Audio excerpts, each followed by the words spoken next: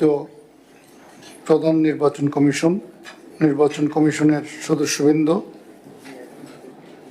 সম্মানিত বিভিন্ন রাজনৈতিক দলের নেতৃবৃন্দ, মিডিয়ার কর্মী ভাইরা, আসসালামু আলাইকুম রহমতুল্লাহ বরকাতুহু। আমি মোহাম্মদ আব্দুস সামাদ, মহাসচিব বাংলাদেশ ইসলামী ফ্রন্ট। প্রথমে অভিনন্দন জানাবো নির্বাচন কমিশনকে।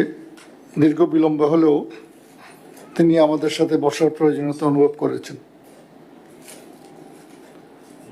তৃতীয় যে বিষয়টি দৃষ্টি আকর্ষণ করব, বাংলাদেশের জনগণ শুধু নয়, সারা পৃথিবীর মানুষ বাংলাদেশের নির্বাচনের দিকে চেয়ে আছেন। একটি গ্রহণযোগ্য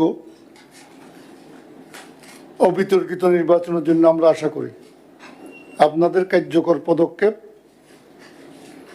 বিগত নির্বাচনগুলোর উপর জাতি যে হতাশ হয়েছে, জাতিকে হতাশামুক্ত করবে, সারা পৃথিবীতে আমাদের মুখকে উজ্জ্বল করবে। নির্বাচনী কালচারের যে কার্যক্রম, এটা পুনঃপ্রতিষ্ঠা হবে, এটাই আমরা আশা করব।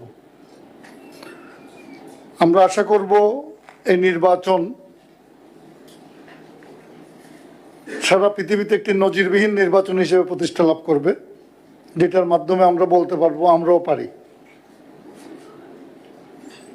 সেই জাতীয় নির্বাচন যদি না হয়, একটা অর্থবহ, গ্রহণযোগ্য, সার্বজনীন নির্বাচন যদি না হয়, তাহলে যেই লাউ সেই কদুতে যদি পরিণত হয়, তাহলে এই নির্বাচন এবং নির্বাচনী কালচার এই দেশ থেকে চিরতরে উঠে যাওয়ার সম্ভাবনা রয়েছে।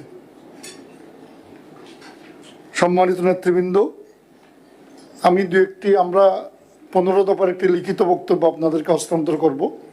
তবে সেখান থেকে একটি বিষয় আমি বিশেষ দৃষ্টি আকর্ষণ করতে চাই। একটি সুষ্ঠু, অবাধ, নিরপেক্ষ, গ্রহণযোগ্য নির্বাচনের পূর্বশর্ত হলো স্বাধীন নির্বাচন কমিশন। নির্বাচন কমিশনের স্বাধীনতা কতটুকু প্রধান উপদেষ্টা কিংবা প্রধানমন্ত্রীর সচিবালয়ের একটি টেবিল থেকে যদি নির্বাচন কমিশন নিয়ন্ত্রিত হয়, সে নির্বাচন কমিশন কখনো মাথা উঁচু করে দাঁড়াতে পারে না। সে নির্বাচন কমিশন দিয়ে একটি গ্রহণযোগ্য নির্বাচন হতে পারে না। নির্বাচন কমিশনের স্বাধীনতা এবং সাহস, পদক্ষেপ গ্রহণের কৌশল যত বেশি মজবুত হবে, নির্বাচনের প্রায়োগিক কার্যক্রমগুলো তত বেশি গ্রহণযোগ্য হবে। আমরা আশা করব এখনো সুযোগ আছে নির্বাচন কমিশন নিজেকে স্বাধীন হিসেবে প্রমাণ করার জন্য। ইতিমধ্যে আমরা দেখেছি নির্বাচন কমিশন সিদ্ধান্ত আজকে একটা নেন, বিশেষ করে দেখলাম একটি রাজনৈতিক দলের প্রতীক বরাদ্দের ক্ষেত্রে ওনারা খুব মজবুত ছিলেন, আমরা কোনো নতুন প্রতীক দেব না, আমাদের তালিকা থেকে নিতে হবে। কিন্তু দেখলাম ওনারা ওনাদের অবস্থান ঠিক রাখতে পারেন নাই। এক্ষেত্রে নির্বাচন কমিশনের স্বাধীনতা, দৃঢ়তা প্রশ্নবিদ্ধ হয়েছে।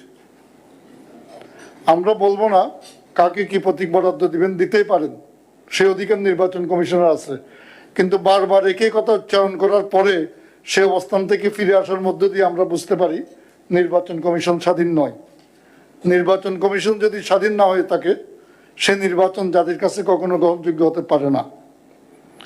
আমরা সর্বক্ষেত্রে নির্বাচন কমিশনকে অনুরোধ করব, আপনাদের স্বাধীনতা, আপনাদের ক্ষমতা, আপনাদের প্রায়োগিক শক্তি একটি স্বচ্ছ, অবাধ, নিরপেক্ষ, গ্রহণযোগ্য, অংশীদারমূলক নির্বাচন হওয়ার জন্য সবচেয়ে বড় বিষয়। মাননীয় রাজনৈতিক দলের সম্মানিত নেতৃবৃন্দ, নির্বাচন কমিশনের মাননীয় সদস্যবৃন্দ, আমরা আরও বলতে চাই পিয়ার পদ্ধতি সম্পর্কে।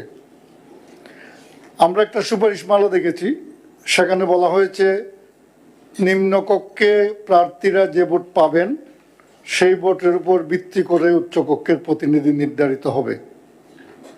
যদি তাই হয়ে থাকে, নির্বাচন কমিশন যদি এই সুপারিশমালা গ্রহণ করে থাকে, তাহলে এই পিয়ার পদ্ধতি কোনো কার্যকর হবে না।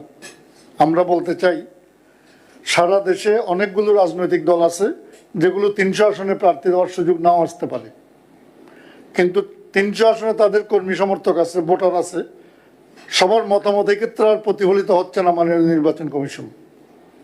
সেক্ষেত্রে প্রত্যেকটা নির্বাচনী এলাকায় যে সমস্ত রাজনৈতিক দলগুলো নির্বাচন অংশগ্রহণ করেছে, উচ্চ কক্ষের জন্য তাদের প্রতীক বরাদ্দ রাখতে হবে।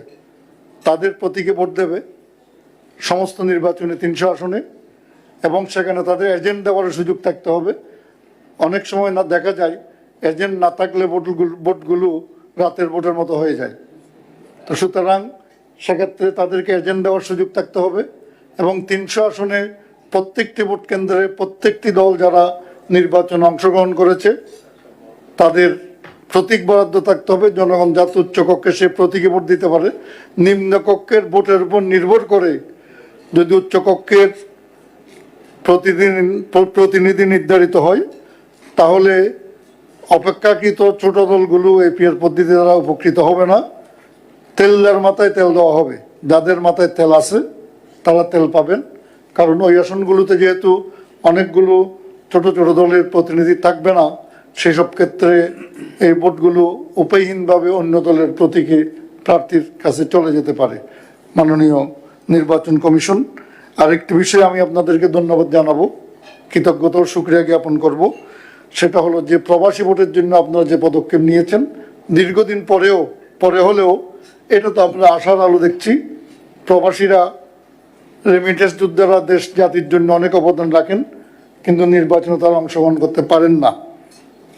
পাশাপাশি সরকারি কর্মকর্তা কর্মচারী যারা নির্বাচনের কাজে দায়িত্বে থাকেন তাদেরও যথার্থভাবে ভোট দেওয়ার সুযোগ অনেক সময় থাকে না।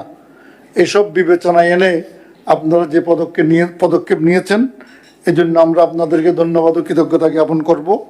আর যে কমন কথাগুলো আমি আর বললাম না, লেভেল ফিল্ড, কালো টাকা, এগুলো একটা কমন বিষয়, সে বিষয়ে আমি বলবো না। শুধু একটু বিষয় বলবো, নির্বাচনের 2 দিন আগে থেকে আমাদের দেশে একটা কথা প্রচলিত হয়ে গেছে কালো টাকার মালিকদের জন্য এবং কালো টাকা ব্যবহার করে যারা নির্বাচন করেন তাদের জন্য, সেটা হলো চান রাত। এই চান রাতের কার্যক্রম যদি আপনারা বন্ধ করতে পারেন, নির্বাচন অনেক বেশি গ্রহণযোগ্য হবে। চান রাতে যে কালো টাকাগুলো বিলে বন্টন হয়, মানুষের ঘরে ঘরে পৌঁছে, এই চান রাতের কালচার যদি 2 দিন আগে থেকে বন্ধ করা যায়, তাহলে নির্বাচন অনেক বেশি গ্রহণযোগ্য হবে বলে আমি বিশ্বাস করি। আমার বক্তব্য শেষ করলাম। ধন্যবাদ সবাইকে।